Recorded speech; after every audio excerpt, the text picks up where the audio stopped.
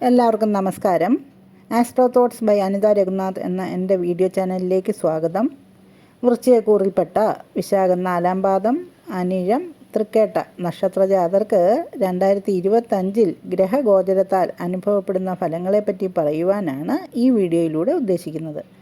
7-ാം ഭാവത്തിൽ വ്യാഴവും 4-ാം ഭാവത്തിൽ ശനിയും 5-ാം ഭാവത്തിൽ രാഹുവും സഞ്ചരിക്കുന്ന കാലമാകയാൽ 7-ാം ഭാവത്തിലെ വ്യാഴനെ കൊണ്ട് ഇവർക്ക് ചില രാജസമ്മാനങ്ങളും, അതായത് സർക്കാരിൽ നിന്നുള്ള ആനുകൂല്യങ്ങളും, ഉത്തമ ഭോജനം, കാര്യങ്ങളിൽ സഫലത എന്നിവയൊക്കെയാണ് അനുഭവപ്പെടുന്നത്. എന്നാൽ കണ്ടകശനി നിൽക്കുന്നു എന്നുള്ള ഒരു ദോഷവുമുണ്ട്. പിന്നെ എന്നാലും ആരോഗ്യവും കാണും, ബുദ്ധിവികാസം, മംഗളകർമ്മങ്ങളിലൊക്കെ പങ്കാളിത്തം എന്നിവയൊക്കെ സാധ്യമാകുന്ന കാലമാണ്. എന്നാൽ ഇനി ഇവർക്ക് ഈ വ്യാഴം അഷ്ടമത്തിലോട്ട് മറയുന്നു എന്നുള്ള ഒരു ദോഷമുണ്ട്. ഈ ശനി അതേസമയം കണ്ടകശനിയിൽ നിന്നും 5-ാം ഭാവത്തിലേക്ക് വരുന്നു. ഇങ്ങനെ നമുക്ക് ഈ മൊത്തത്തിൽ ഇവരുടെ ഫലത്തെ പറ്റിയൊന്ന് നോക്കാം. മാർച്ച് 29-ന് 2025 മാർച്ച് 29-ന് ശനിയുടെ രാശിമാറ്റത്തോടു കൂടി ഇവരുടെ ആ കണ്ടകസ്ഥാനത്ത് നിന്ന് 4-ൽ നിന്നിരുന്ന ശനിയുടെ മാറ്റം 5-ലേക്കാണ്. 5-ലെ ശനിയെ കൊണ്ട് ബുദ്ധിക്കും ദ്രവ്യത്തിനും പുത്രന്മാർക്കുമൊക്കെ ക്ലേശകരമായ അവസ്ഥയാണ് ആചാര്യന്മാർ പറഞ്ഞിട്ടുള്ളത്. പോരെങ്കിൽ ഇവർക്ക് 2025 മെയ് 17 മുതൽ വ്യാഴം അഷ്ടമത്തിലേക്ക് മറയുകയും ചെയ്യുന്നു. അപ്പോൾ വ്യാഴത്തിൻ്റെ ആനുകൂല്യവും ഇവർക്കില്ലാതെയാകുന്നു.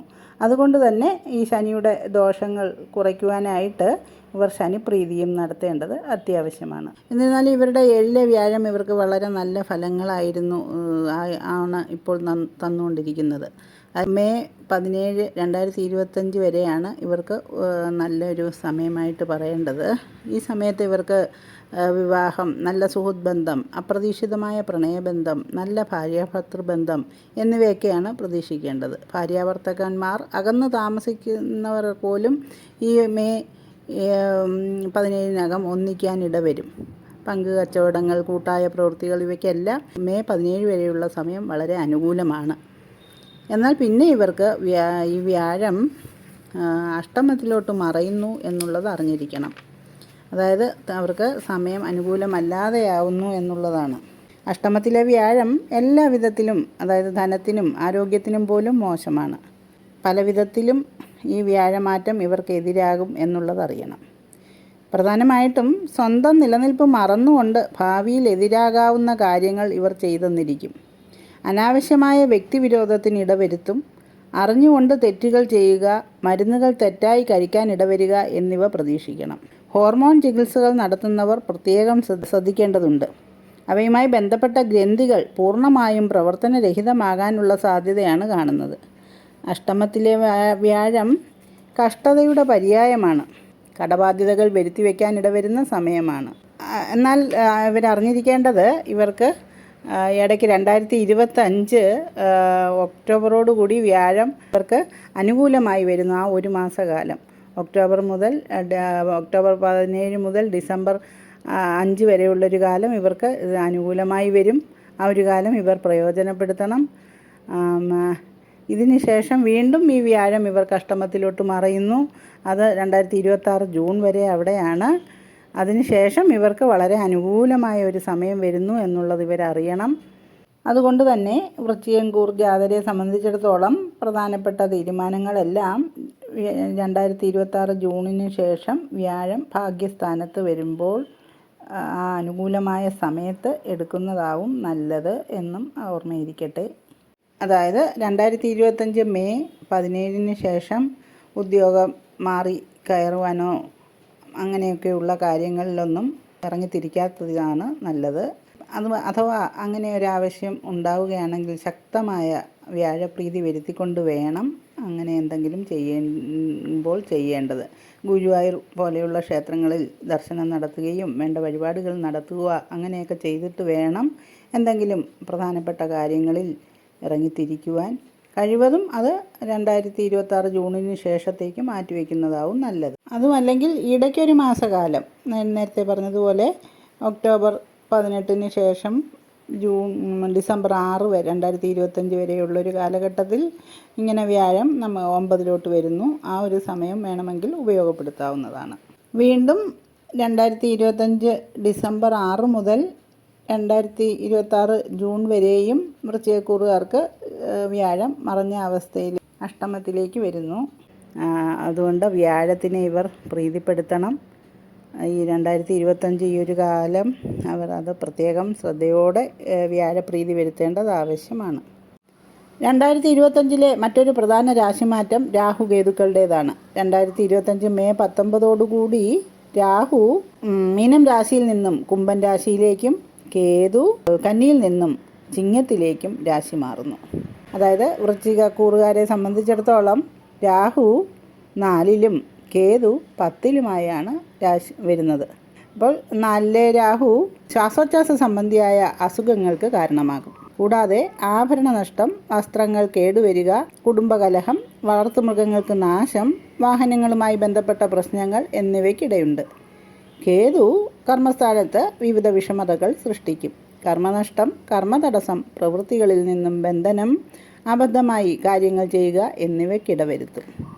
10-ലെ കേതുവിൻ്റെ സ്ഥിതി പുണ്യസ്ഥലങ്ങൾ സന്ദർശിക്കുവാനുള്ള സാധ്യതകൾ ഒരുക്കും. കുടുംബ ബാധ്യതകൾ വർദ്ധിക്കുമെങ്കിലും അവ ഭംഗിയായി നിർവഹിക്കാൻ കഴിയുമെന്ന് വേണം കരുതാൻ. വിരോധികൾ വർദ്ധിക്കും. കുടുംബാംഗങ്ങൾ തമ്മിൽ കലഹമുണ്ടാകും. പ്രിയപ്പെട്ടവരുടെ വേർപാടിൽ ദുഃഖിക്കും. ഗൃഹാലങ്കാര വസ്തുക്കൾ വാങ്ങിക്കും. തൊഴിൽ രംഗത്ത് കൂടുതൽ ശ്രദ്ധിക്കണം. ചീത്ത സ്ത്രീകളുമായുള്ള സഹകരണം ഒഴിവാക്കണം. അപ്പോൾ രാഹുകേതു പ്രീതി വളരെ ആവശ്യമാണെന്ന് വരുന്നു. രാഹുകേതു പ്രീതിക്കായിട്ട് സർപ്പസന്നിധികളിൽ പ്രാർത്ഥിക്കുകയും നൂറുംപാലും പോലെയുള്ള വഴിപാടുകൾ നടത്തുകയും കേതുവിനെ പ്രീതിപ്പെടുത്തുവാനായിട്ട് ഗണപതി ഭഗവാനെ ധ്യാനിക്കുകയും ഗണപതി ക്ഷേത്ര ദർശനം നടത്തി വേണ്ട വഴിപാടുകൾ നടത്തുകയും ഒക്കെ ചെയ്യുന്നത് നന്നായിരിക്കും. അതുപോലെ തന്നെ രാഹു കേതുക്കളെ പൂജിക്കുന്നതുകൊണ്ടൊപ്പം ഉഴുന്ന്, മുതിര ഇവ ഭക്ഷിക്കുന്നത് ഉത്തമമാണ് താനും. ഇങ്ങനെ വ്യാഴവും ശനിയുമൊക്കെ അനുകൂലമല്ലാത്തതിനാൽ ഈ വർഷം കഠിനമായ പ്രാർത്ഥന ആവശ്യമാണ്. സ്ത്രീകളാണെങ്കിൽ തിങ്കളാഴ്ച വ്രതവും ശിവക്ഷേത്ര ദർശനവും ഒക്കെ നടത്തുക. ദിവസവും ശിവാഷ്ടോത്തര ശതനാമാവലി കിഴക്ക് ദർശനമായിരുന്നു ജപിക്കുന്നത് നല്ലതാണ്. മാസത്തിൽ ഒരു തിങ്കളാഴ്ച മഹാശിവക്ഷേത്രത്തിൽ മൃത്യുഞ്ജയഹോമം കഴിപ്പിക്കുന്നതും നന്നാവും. ഈ ദിവസങ്ങളിൽ അഗതികൾക്ക് അന്നദാനം നടത്തുന്നത് നന്നായിരിക്കും. ഇങ്ങനെ വ്യാഴം പിഴച്ചു നിൽക്കുന്നതിന് പരിഹാരമായി ആരാധിക്കേണ്ടത് വിഷ്ണുവിനെയും അവതാരമൂർത്തികളെയുമാണ്.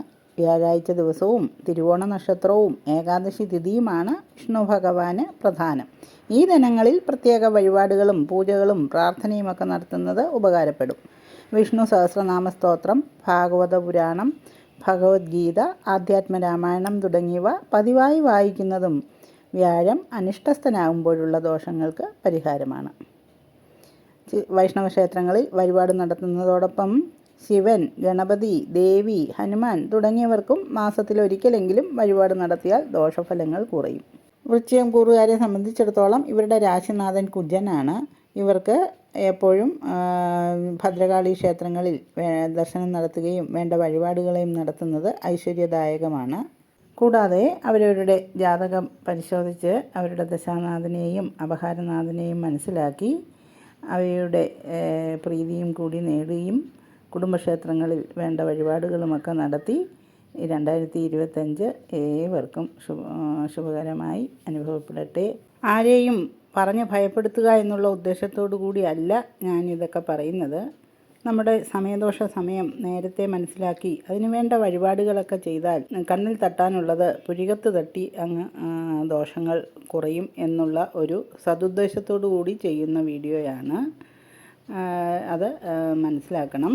ആധാനകാലേ കമലോത്ഭവേന വർണ്ണാവലീഭാല തലാന്തരാളേ യാ കർപ്പിത പശ്യതി ദേവവേണു ഹോരാഗമാജ്ഞാന വിലോചനേന എന്ന് ആധാനകാലത്ത് തന്നെ വിശ്വകർമാവ് ഒരുവൻ്റെ നെറ്റിത്തടത്തിൽ എന്താണ് എഴുതി വച്ചിരിക്കുന്നത് എന്നറിയുവാനായിട്ട് ഹോരാശാസ്ത്രം എന്ന അറിവിൻ്റെ ഭണ്ഡാരത്തെ പഠിച്ചാൽ ജ്ഞാനദൃഷ്ടി കൊണ്ട് വായിച്ചെടുക്കുവാൻ കഴിയും. അപ്പോൾ ഇതൊക്കെ മനസ്സിലാക്കിയ ആചാര്യന്മാർ മനുഷ്യൻ്റെ ജീവിതത്തിലുണ്ടാകുന്ന ദുരിതങ്ങൾ ലഘൂകരിക്കുവാനായിട്ട് വേണ്ട കർമ്മങ്ങളും എല്ലാം ആചാര്യന്മാർ നമുക്ക് പറഞ്ഞു തന്നിട്ടുണ്ട്. അത് ഉപയോഗപ്പെടുത്തുക എന്നുള്ള ഉദ്ദേശത്തോടു കൂടിയാണ് ഈ വക പരിഹാര കർമ്മങ്ങളൊക്കെ അനുഷ്ഠിക്കുവാൻ ആചാര്യന്മാർ പറയുന്നത്. അത് എന്നാൽ കഴിയുന്ന രീതിയിൽ ഞാനിവിടെ പറയുവാൻ ശ്രമിക്കുകയാണ്. അത് അതിൻ്റേതായ അർത്ഥത്തിൽ ഏവരും എടുക്കുമല്ലോ. ജ്യോതിഷ സംബന്ധമായ വിവരങ്ങൾക്ക് വാട്സാപ്പിലൂടെ എന്നോട് ചോദിക്കാവുന്നതാണ്. നമ്പർ വീഡിയോയിൽ കൊടുത്തിട്ടുമുണ്ട്. അപ്പോൾ ഈ വീഡിയോ എല്ലാവർക്കും ഉപകാരപ്പെടുമെന്ന് ആത്മാർത്ഥമായിട്ട് ആഗ്രഹിക്കുന്നു.